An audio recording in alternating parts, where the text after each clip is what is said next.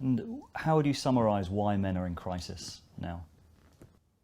I think it's because in a deep level, the West has lost faith in the idea of masculinity. Now, that's no different than the death of God.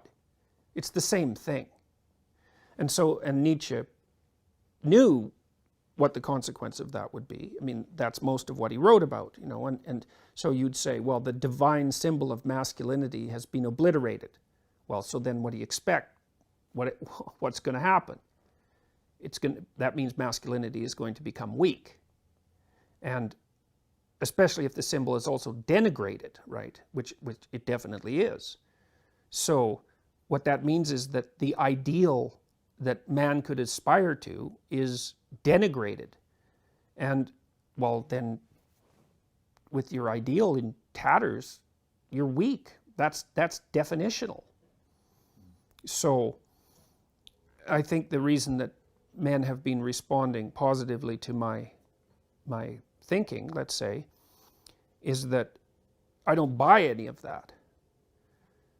I like the masculine spirit. It's necessary, and it's not fundamentally carnage and pillaging.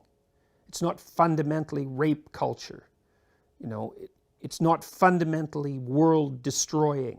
And all of those things have been, all of those aspersions have been cast upon it. That's partly the guilt of Western society for technological progress, even.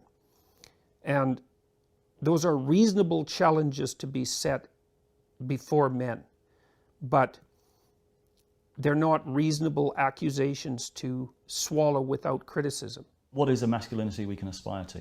Well, it's responsibility fundamentally, and it's to put it symbolically, is that your responsibility is to incarnate the spirit of the Logos. That's your responsibility. That's your role in life. And that is independent to some degree in whether or not you accept the idea of a transcendent and eternal reality. Now, I'm not making a case for that or against that. Those things are beyond human understanding. But we know what happens if people act poorly, if men act badly. We know what happens.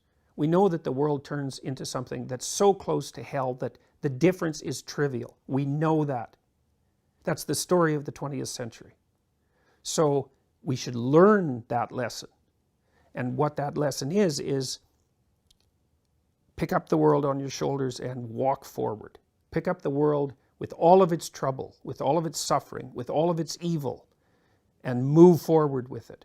And in bearing that burden, learn that you're the sort of creature that can bear that burden and therefore deserving of respect.